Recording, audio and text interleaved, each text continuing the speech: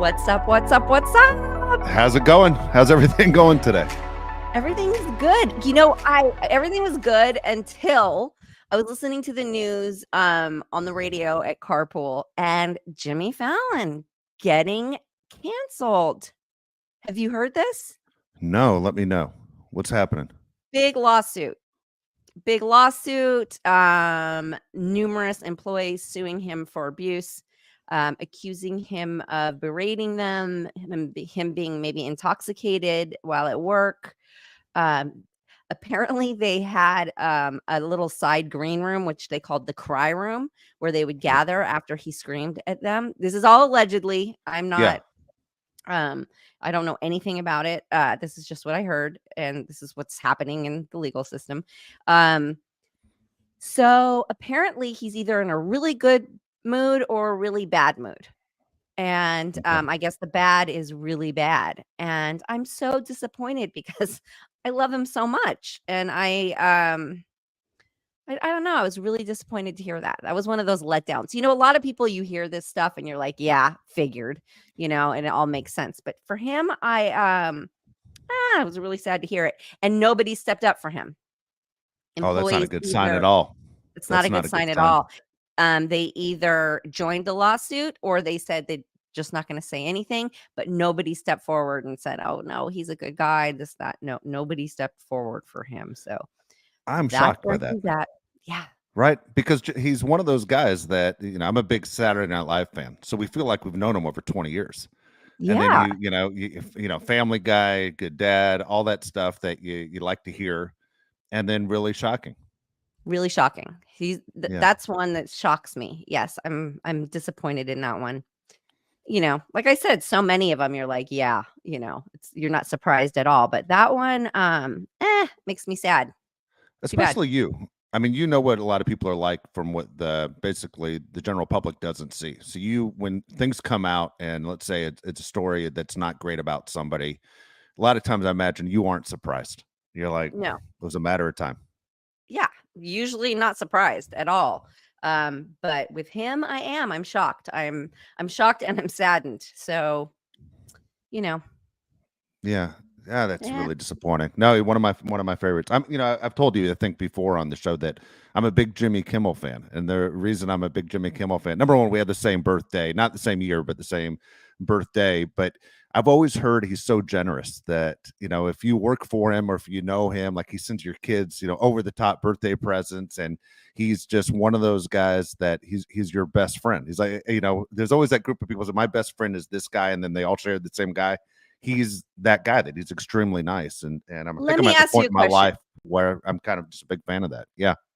Let me ask you a question about that though, because again, all allegedly, but I think if you look back at old Jimmy Kimmel footage, I don't think he was the nicest guy. I think he was really trying to avoid that cancel culture. And do you think that kindness and that generosity is genuine, or do you think he's making up for his mistakes that he made in the past? You know what I think, honestly, and I believe this. You and I have talked about this, how you're always evolving or growing up. You're going to make mistakes. And, I've done things even in my broadcasting career going back to the 90s that I was embarrassed by, like stuff that I've said on the air that at the time was funny.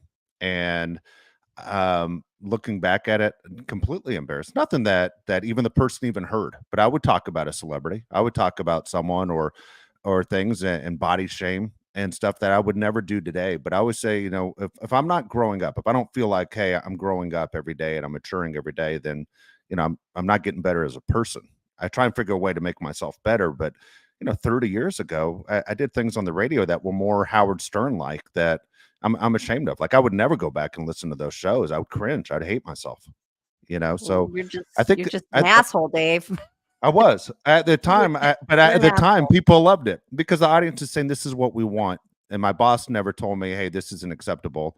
But what about your own brain? What about your own inner Dave? You never thought I shouldn't see this shit?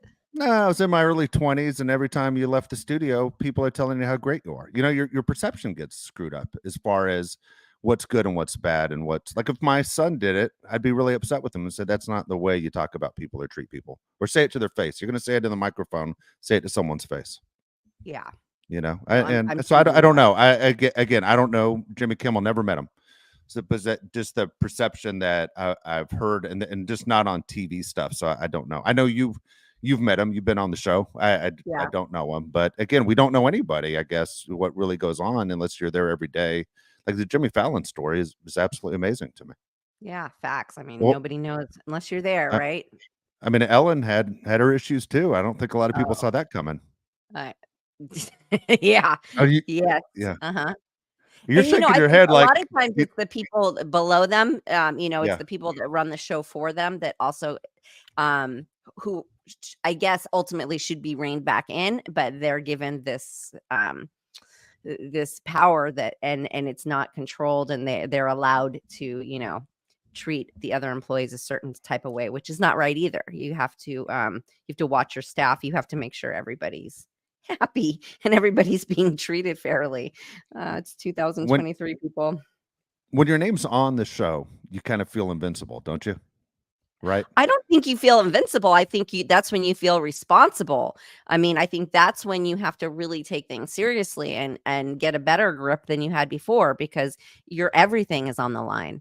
I don't think Yeah. you get to go, "Oh yeah, this is my show and I'm here and you're there." No, I think that's the biggest pressure and that's when you got to really roll up your sleeves and show who you are and like what you're about and how your show runs. So when you hear this stuff, it's just really sad. It takes me back to the 90s and the 80s and the 90s where throwing phones at people was okay. It's not okay. It's not okay anymore. You cannot throw your lunch across the room, people. Yeah, I'm proud to say no one that's ever worked with me have I ever done anything like that. Have you ever met anybody? Because you always hear these stories too. Is there are people that will say when the camera's not on, don't look at me, don't make eye contact with me. Like, are those stories ever true that actors That is say true. It that is is true. true? It is oddly, and I don't even know how that's humanly possible. That was a thing in the 90s, maybe early 2000s, I want to say, and you would get it in your you would get it like with your schedule and like your call sheets, and it would say, "Remember, don't look at blah blah blah blah." No way. Did you It's for laugh or real. did you go, "What the fuck is this?" I mean, I laughed because I was like, subconsciously, and now I'm gonna look at them more. Yes, I'm of that course. person. Like now, all I'm gonna do is Yeah, stare at them. Um, yeah. It's like you telling can't someone, "Don't control laugh what when I you're. tell you this," and you start Yeah, laughing. Yeah. yeah, you can't control what you're looking at. So, yeah, I thought that was a very strange time when people would put that and ask for that. Please do not talk to. Please do not look me in the eye. Like, who are you? What are you talking about? How fucked up are you? Like, you don't wanna talk to people through the day? You don't wanna say hi? You like you Yeah. I don't know what kind of life that is. I don't even know. I can't even touch that. I don't even know what that is. That's so I worked weird. with I worked with a guy who's extremely famous syndicated radio host now, talk show host. But at the time, he was just starting out, like just out of college. And then when the show was over, we'd all go out and we hung out. Everybody was struggling trying to make it, but we're all on the same position. And then all of a sudden, he signs his big contract, like $30 million a year radio contract. And he literally told the guys that he hung out with for years, "Lose my number. You're lucky to once have known me." That's the way he said goodbye to all of us. Yeah, and we just went, wow, you know? What? Where is Yeah. he now? Where is he today? He works for a major, radio network right now. Still? Still, Would still I working. know him if you said his name? Would I know who he is? I don't think you would. Sports fans would. Sports fans would, but, All sports yeah, fans? Like, he's a household sports name yes, like that? absolutely, absolutely. He's worked for all the Gross. major networks. He's worked for ESPN, CBS, and those. So, yeah, people would know him. TV and radio. People would know him. Ew, ew, Yeah. ew, ew, ew, ew. What an Yeah. icky guy. Who's married? Yeah. Is he married? Did somebody It's marry funny you that? say that. Yeah, he stole someone's wife in the building. She was married to someone else, and then he started dating her and broke their marriage up and married her. She married him. Well, she Yeah, broke the marriage up. She broke the marriage up, she not broke the him. marriage up. Let's I would get that say straight. as a guy, I always go, man, you kind of cross the guy code when you start hitting on a married woman. Like that's on you too. I bet he's got she's the married. tiniest, eeniest, bittiest penis. I would bet everything How I about that? have on it. That is so funny. Yeah. What a jerk. Yeah. So What just remember, next time you get mad at someone that you've known for a while, just drop that you're lucky to once have known me. That Oh is my funny. god. Okay, I have a That is product alert. I have a product alert. okay. Alert, alert, alert. Um, okay, so Elf is really coming out with some dope products. I mean, they're really they're really hitting the mark on some of their stuff. My daughter suggested this actually, and it's the Elf Halo Glow Liquid. Okay, people, I put it all over my face, which I look like the Tin Man after I did that. It was strange. It was super glowy. Was it really? Yeah, super shiny. But then I put powder over it. I put my Charlotte Tilbury over it and calmed it down. And later that day, my little one, who's so particular, she says to me, "Oh, your skin, your foundation looks really good." And I was like, "Does it?" Because I felt like I looked a little crazy. She said, "No, you look really pretty." And so my suggestion would be, whoa, my bright light is not letting you read the. Oh, There there you we go. A go. little bit. There you go. Perfect. Okay. I love the applicator. It's what everybody's doing, that new big foamy thing. It's amazing. I would try it when I'm not going anywhere and see what you think. Or you're going somewhere that doesn't really it doesn't matter if you look your best that day or not. Try what you think. I put it all over and then I powdered over it. It looked great. Otherwise, I think you can use it as like a highlighter, like if you want, just use it on the cheekbone for some shine, some glow. But as far as the product goes and the coverage and how it sits on the skin, I love it. I really, really, really love it. And if you walk into Target or CVS or all that, it's usually right now they're promoting this product, especially so it's like a big display, so you can't miss it. But Elf, once again, Elf is killing it, killing it, killing it, and cheap.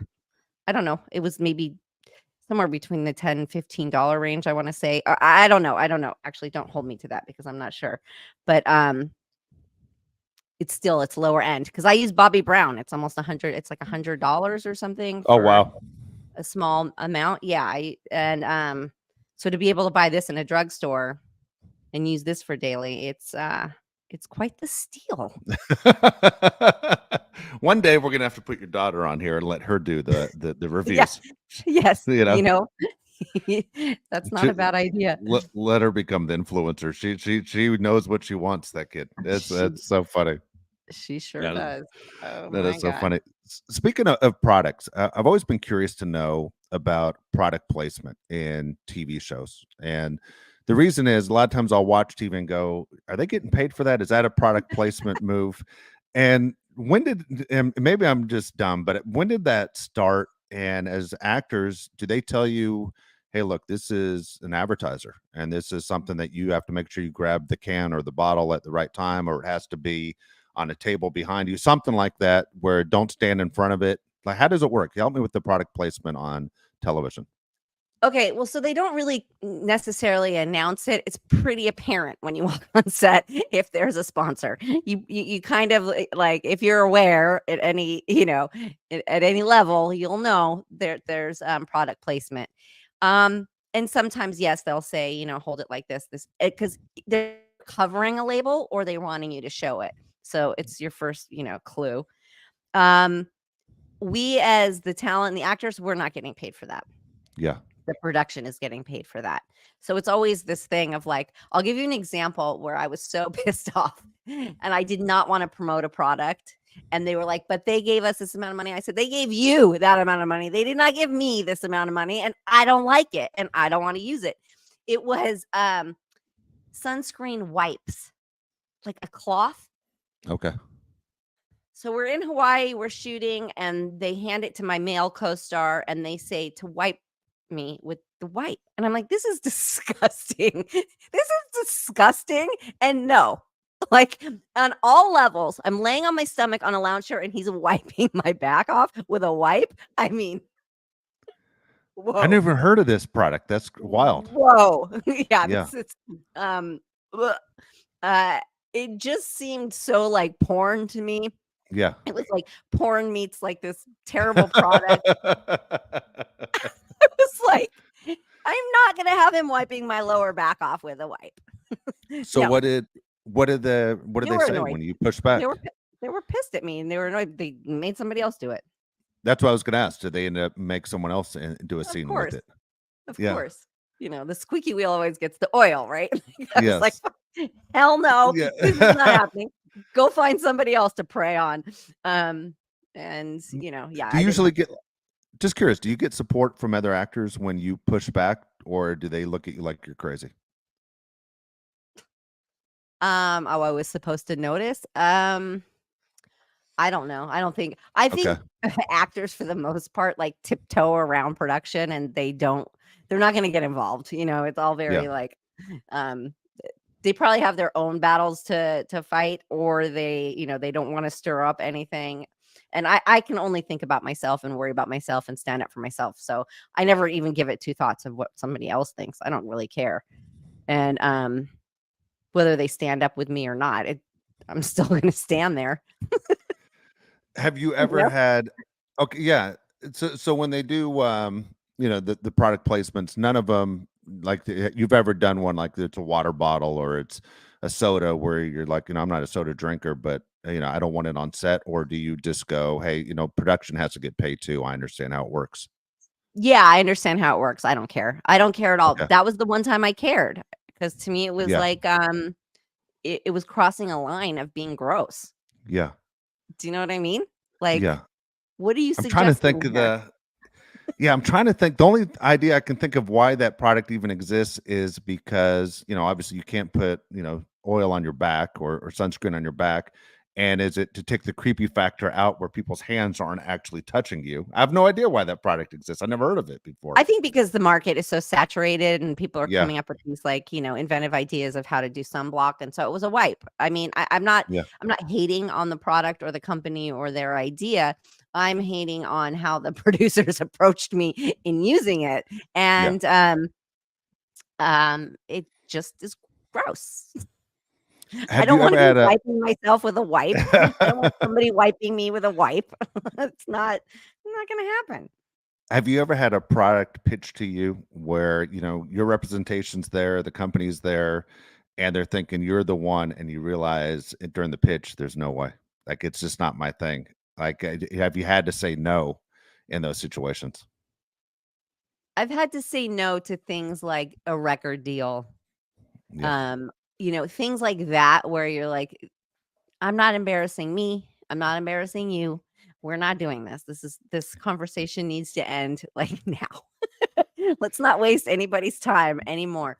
Um, Things like that. But no, I've never been approached by a product that I was so, upset by or offended by. No. No, not yet. I had I had the one that comes to my mind that usually I'm extremely nice when, and mine's usually something local, in the city I'm working in. But I had a guy come to my radio partner and me, and it was a box that you opened up, okay? And it was basically text messaging before text messaging on phone. This is in the 90s. And this company's super excited, and we're sitting at this big boardroom table. I'm on one end of the table, my radio partner's on the other. He's sitting right next to the guy that's doing the pitch, and I'm sitting next to the salesperson who's like, this is big. The salesperson's going to make money if we say yes to this product. And he says, all you need is the person's number.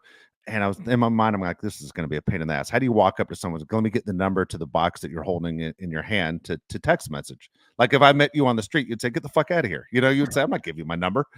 And so as the guy is talking, I'm holding the box in my hand. I write to my radio partner across the table, hey man, go fuck yourself. Just going around thinking he's the only one that's going to see it, trying to make him laugh. And the guy goes, hey, yours is going off. And the guy takes it out of his hand and he opens it up. Hey man, go fuck yourself. And he's like, he was so pissed. He just walked to the other end, he grabbed mine out of my hand, grabbed my buddy's, and then he was out the door. And the sales guy wanted to kill both of us. Like, what the fuck? Can't you guys behave? Like, what's wrong with you? Why would you write that? Like, I didn't know the guy was going to look at it. And I just thought it was, funny. It was a stupid guy thing to do. What kind of box? What are you talking about? Like a sidekick? Like one of those things? Yeah. It was kind of like a sidekick, but smaller. Okay. It was like the size of your palm, but it opened up. It would have been a pain. It would be like carrying a potato around in your pocket. Like it was cumbersome. And so, but I completely screwed up probably a big deal for the radio station and the whole, they were so irritated, but then the guy became obsolete anyway, 2 years later. Yeah, when the blessing in disguise because that product failed. Yeah. But nobody wants that. That's like going back to having a beeper or pager. Yeah. All right. So speaking of that, again, 80s pagers, beepers. Did you have one? You had to have one. Of course I had one. And I knew you did. Of course I had one. And we used to like text over it because you would do certain numbers that spelled out words, right? So that you didn't, because back then you got a beep or page, you had to pull over and go to it. You had to find you did find a phone. Yes. Yeah. So it was like, God, don't make me have to pull over every time and it's not important. So it would start with SOS if it was like, you have to call me, and then other things. And you just like made up your own text so that you could communicate with somebody without them having to actually use the phone. So when text messaging became a thing, I remember I had like a little flip phone where you still had to like pull the antenna up. And I was like, what is this text button? What is that?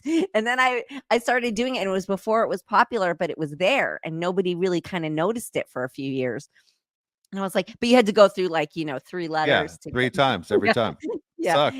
It sucked, but it was cool because it was like, also phone calls were so expensive. I remember getting my first bill. I got when cell phones came out, I got a car phone, if you remember those, and they were wired into your car. My first bill was like $700. It was like $700+ dollars. And my mom was like, what are you doing? And I was like, well, there's traffic. I'm talking on the phone. Talking on the phone in traffic. So those were a fail. And so text messaging, even though you had to go through the 3 letters, it was still like, oh my God, this is a game changer. This is cool. So I love text messaging. In fact, I look at the phone weird when somebody's calling me. I'm like, why are they calling? Yeah. And I will text somebody before I call them and say, is it okay if I call you? Yeah, you did it to me yesterday. Yeah, you did it to me yesterday. I'm not just gonna randomly call somebody. Because I'm that person. I look at it and I'm like, why is it ringing? No, it's funny. Your daughters don't realize, and neither does my son realize how far we've come with the phones. Even if you call someone out of state, call someone in Europe, it would cost a ton. It was a big deal. I remember my dad was always, all right, I got to make a phone call to California when we lived in Tennessee, but I got to call on Sunday. He couldn't call Monday through Friday. It was too expensive after to call 5, Monday through right? Friday. Like, after 5 or after 7 or something like that. And international, forget it. You had to have a whole separate plan. Exactly right. Exactly right. Yeah, we've come a long way, and now we don't go anywhere without the phone. The phone's more important when you leave the house than your wallet because you can pay right through your phone. You know what? And I'm down to the watch. I just use my watch for everything. I don't even necessarily care about the phone anymore. I got it right on my wrist. Yeah. Oh my gosh, that is too funny. The Apple Watch is like everything for me. It's my survival. All That's right, what I would so freak out if I lost. Yeah, right. Have you ever lost your phone or damaged it and then going, what am I going to do? Are you trying to jinx me or something? No. Then I won't even let you answer. After Yes, your kids I've lost plenty. I've lost plenty of phones, really? of them, and have panicked. Yes, but no, this one's sticking with me. Yeah, it's. I never bring it out. I never take it out. It literally lives in my bag or in my pocket, and I don't really get it out because I've got the watch. So, and the watch doesn't go anywhere. It's secure. No, I do that. I got the same thing. I do the same damn thing. Yeah, absolutely. It's been a completely a game changer as far as what goes on. So there's so many different things that obviously are going on in the industry. You and I talked about, of course, the writer strike. I keep hearing more and more, Nicole, and I think I'm stressing out about this a lot more than most people because there are I'm a network show guy also, not just the Netflix guy. I keep hearing this thing is running into 2024. It is, the latest that you've heard, and I know you talk to people. Are you hearing this thing's going to run into the new year? Oh, of course it is. Listen, the industry shuts down next month. Let's be honest. October, November, nobody does anything Yeah, anyways, even in a good year.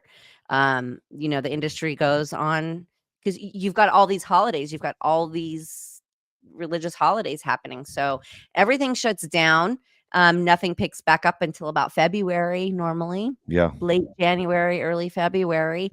So that's, how many months is that? You're talking for at least 4 months just right there. Um, so for if they don't settle on anything before everybody starts to go, on break, yeah, yeah, you're talking about negotiating once again back in February. And then even if best case scenario they were to come to some sort of agreement and everything went smoothly, it's going to take months to get anything back up into production, anything new back up into production. Established shows, they'll be able to pick right back up, but depending on what is the deal, what are the new terms, how is it all going to work? And I just don't think it's going to go back to what it was. I stand by that. yeah. I don't think it is. And I feel like everybody's going to have to come up with a new formula. So it's going to take a long time, and it's Is frightening. the voice of reason going to come from the writer's side, or is it going to come from the studio side? I mean, as I said before, I think the studios need to take a stance, and they need to either go meet somewhere in the middle and convince the streamers Yeah, to be more fair, or they're going to have to go and compete against the streamers. Like, that's just how I feel about it. They have to be the ones to make a decision and, stand strong. this sounds like one of those situations we're going to see this in court, right? It doesn't sound like all of a sudden you're going to see some senator's going to bring this up, right? This is going to be his thing that he's going to put his name on to bring this to court, and it's going to become a bigger deal. I don't know. I mean, Newsom offered to get involved and they shut that down right Yeah, away. So, he offered to come to the table and help, facilitate the negotiations, and nobody wanted him to have anything to do with it. So I don't know, for the industry to get, bring politics into it, that's just going to add more mess, I think. But I mean, I don't know. I don't know what's going to happen. yeah, And I don't know how long Newsom's gonna sit back and let this happen because it's killing the economy. exactly. It's killing small businesses, it's, I don't know. I don't know. I don't know. I don't know. And it sort of, to me, it also has the vibe of like the music industry. Did anything really ever come of like what happened when they started streaming music, or did artists and promoters find their way and figure out how to make money again and just started, Yeah, remember brought that back whole deal? concerts? Yeah, Yeah, remember the whole deal and with Napster? All of a sudden, everyone's stealing music. yeah, Yeah, right. And and then the streaming and the artists aren't getting paid properly and you're not buying the whole album, you're buying a song. Um, but they find a way. They find a way. They do streaming, they do live performances, and they record performances that, are like yeah. pay-per-view type of thing, right? Um, I guess you find your way, you figure it out. I don't know. It kind of has that feeling to me. Is like, I don't know. I don't know. I Now don't know. going back to what you said before, I do feel bad for the people because people think when you're in the industry, you're making a ton of money all the time. And going back to what you said before, not everybody's making a ton of money. They're going paycheck to paycheck. And I think the average person who lives, in the middle of the country doesn't realize these people don't have FU money. They can't sit there and sit at home forever. They certainly don't. And, but you're also affecting, the caterers, right? Like, who feeds Yep. these people? They rely on that, that Good income, point. right? So it's set decorations, where people buy, even if it's down to a balloon, like, where do they get their balloons? Where do they get the flowers? Where do they buy their plants? Where do they buy their wood, to build the sets? Like, all of these companies are suffering. This is not just, um, the actual industry people. This is Yeah. every, every service that they use. Everybody's being affected by it. Yeah. No, Restaurants that, absolutely. that feed people at lunchtime. Yeah. Where I live in Burbank, there's 3-4 studios right here. Lunchtime, it's a madhouse. It's dead these days. So It's sad. yeah, you're affecting a lot of people. So Yeah, didn't even think about that at all. Didn't think about it all about all the food, the as I said, the materials, everything that goes into it, that it just goes further and further down, affects a lot of lives. Yeah, and terrible. All right, Nicole, let's go to get to your mailbag. All right. So right. again, if you want to ask a question, Nicole, all you have to do is go to the website, perfectlytwistedpod.com. Look for Nicole's mailbag. Go ahead, put your questions in, and we'll try and get them on there. Nicole will answer your questions. First one is from Mark Macy. And Mark wrote this. He said, Nicole, I've never listened to a podcast before, but I love yours. That's pretty cool. A lot of podcasts out there, and you're the first one that he listened to, and he Well, loves it. I appreciate that, Mark. Yeah. Thank you so much. Listen, I only just recently got into podcasts myself, and you got to start somewhere. Yes, So exactly welcome. right. Welcome. Stay with us. Don't forget about us. And yeah, Subscribe. that's awesome. Yeah. Subscribe. Rate. Leave a comment. I hope Exactly you like right. it, Mark, though. I hope you're enjoying it, Mark. That's very nice. All right, here we go. This is question one. Any state, location in the United States that you want to visit, Nicole? I've never been to Alaska. Okay.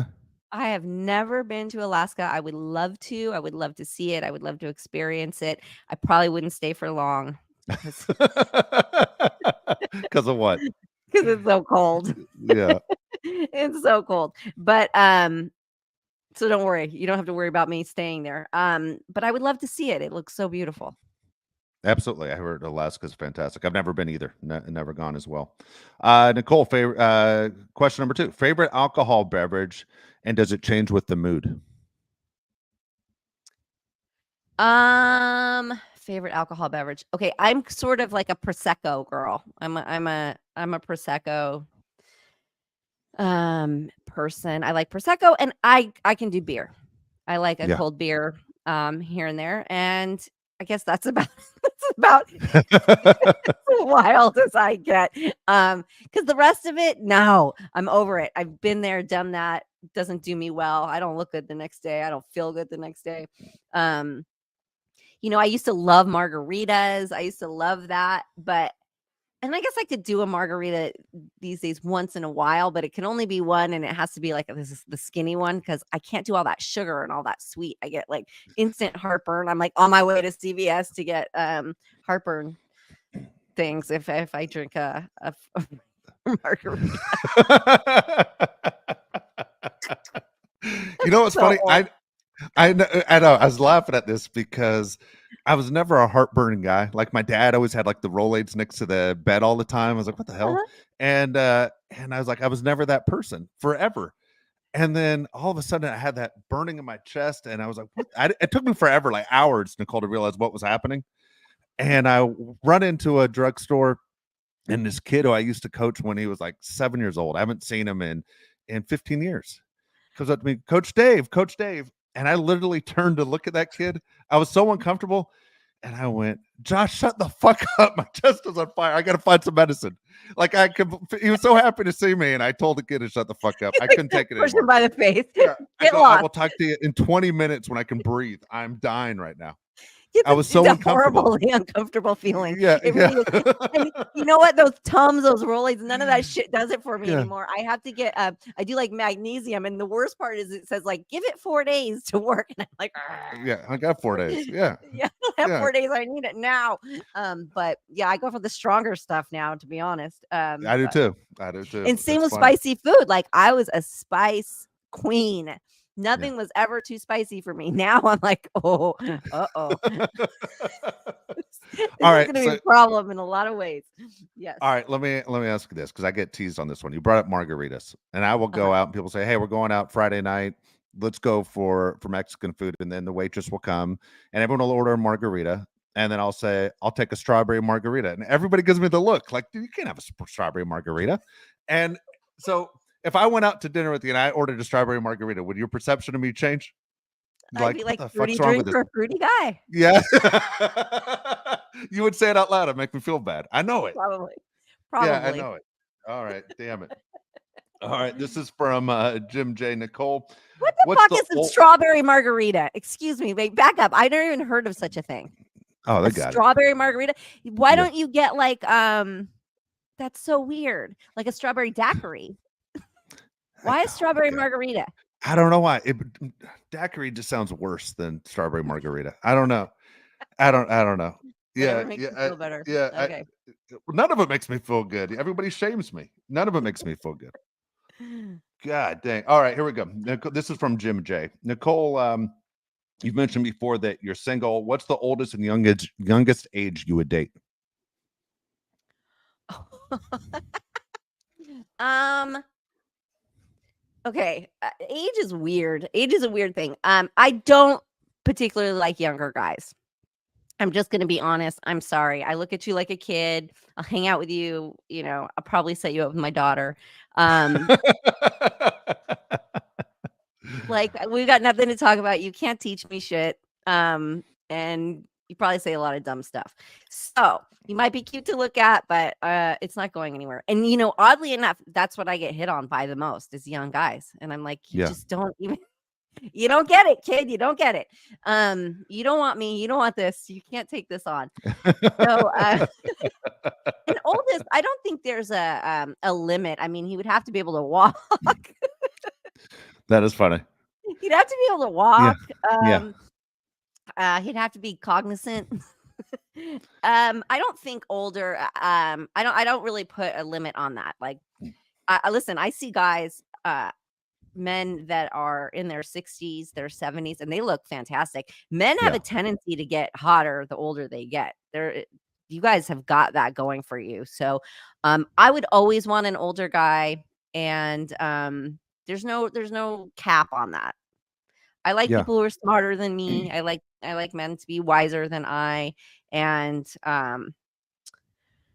I do. I think men get more handsome the older they get. Yeah, it's funny. You've always, at least for guys, they hear that a lot, which is it's extremely nice. I mean, it's the one thing guys nice enough. It's amazing. It took guys 70 years to figure life out. I guess, right?